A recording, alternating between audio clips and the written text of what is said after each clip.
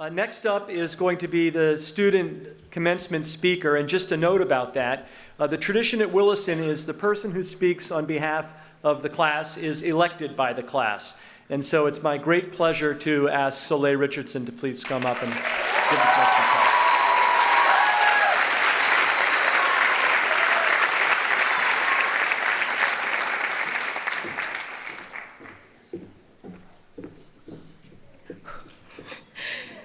Good morning, families, faculty, underclassmen, and my fellow students in the class of 2024.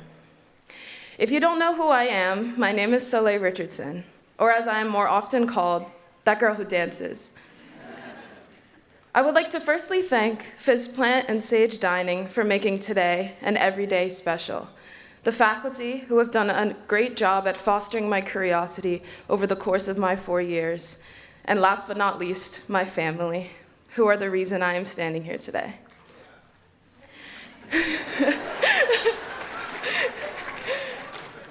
It is an honor to be standing before you today to share my final thoughts and reflections about high school.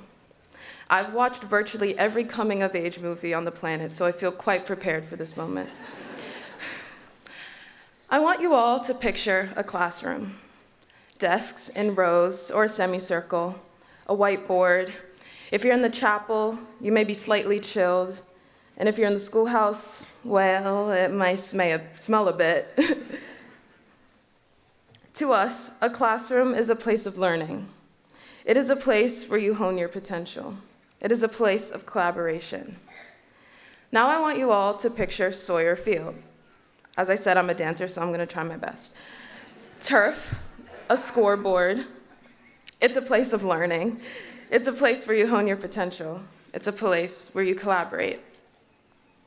Sawyer Field, the dorm, the art studio, the gym. You could do this with a bunch of different places. But my point is, classrooms are going to show up in a myriad of shapes during your life.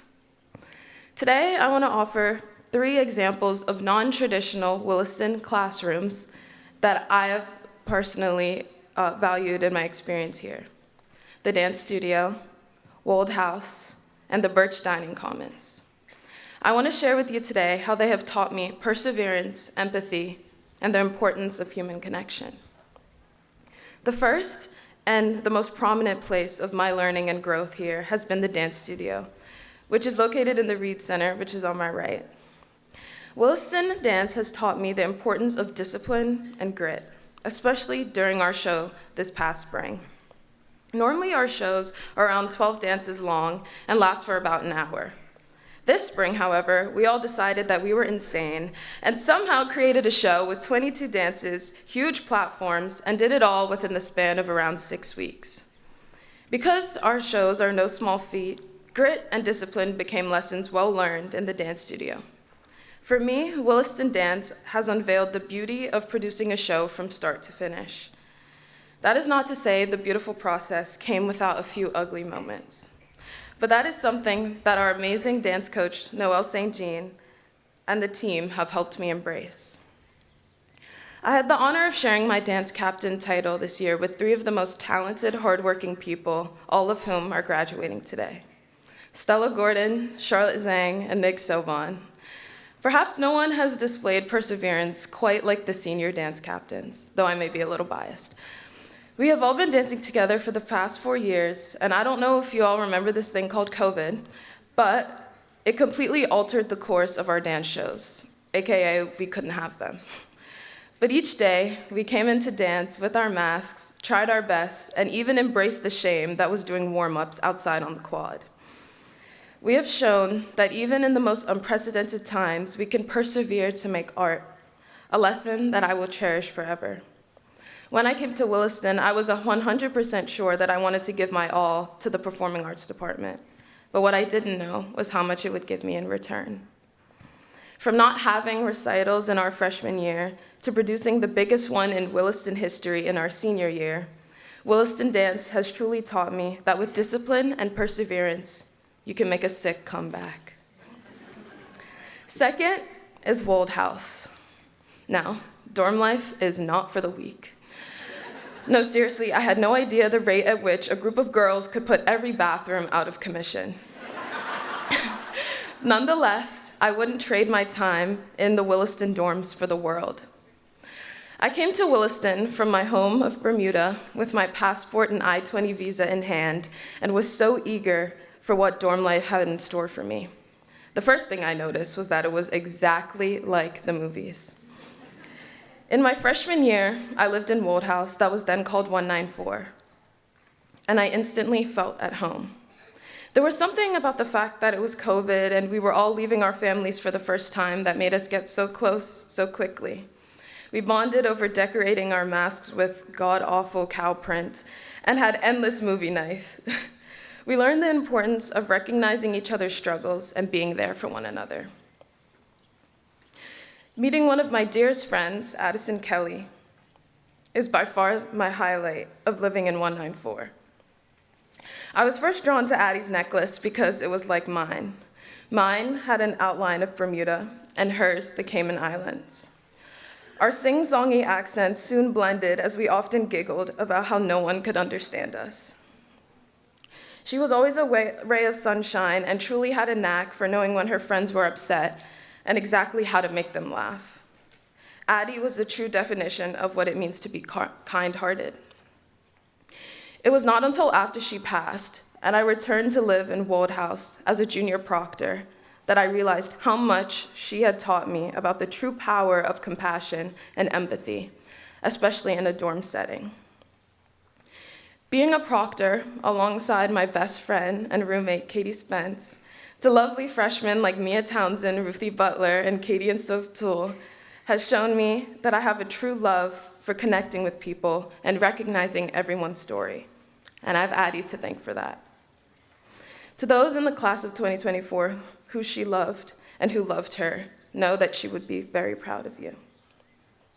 Lastly, and perhaps the most nostalgic classroom, is the Birch Dining Commons, which has showed me the importance of human connection. As you're probably tired of hearing everyone say, we are the COVID class. And that means there were no visitation hours for our first year and a half of high school. So, other than outside, the dining hall became the only place where my friends and I could hang out together. Though for the most part we had plastic dividers in our face, we had no walls up when it came to getting to know one another. Some of my most fond connections were enhanced during our time in the dining commons. The act of sitting down with a group that you wouldn't normally sit with teaches you how to connect with people and make conversation. I can still recall talking in the dining hall for well over 2 hours with my two best friends from freshman year, Chase Livingston and Kevin Mwangi. I'm lucky to still have them as my best friends today, and also happy to report that we still sit in the dining hall for hours just to talk, or at least until Miss Robin kicks us out.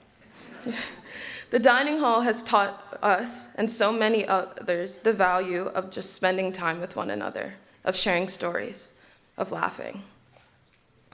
I share these anecdotes with you all today because my experience has taught me that the classroom isn't exclusively that. And now I pass the message on to you. Perhaps the greatest classrooms exist outside of academic buildings. Perhaps I wouldn't have learned the importance of relying on others had I not spent hours in the dining hall with my friends. Or maybe, thanks to the dance studio, I now know that when you're lost, you only need to improvise until you find your footing again. And without the dorm, I may not have known to prioritize compassion. So, to the class of 2024, let us not limit our learning and growth to the academic day. When you're walking around Princeton, Union, St. Andrews, or Chapman, remember that life is full of constant learning, often in new places, and to embrace it. Let us not forget that life is the best teacher, and experience is simply the name we give our past mistakes. Let us not forget the wise words of Zac Efron in the closing scene of High School Musical 3. We truly are all in this together, because once a wildcat, always a wildcat. Fitting. Let us not forget that Williston has not only prepared us for college and university in the schoolhouse and in Scott Hall, but also on Sawyer Field and in the theater. Know that learning is about growth, and growth is not about perfection. In the same way that all the world is your stage, make all the world your classroom. Thank you.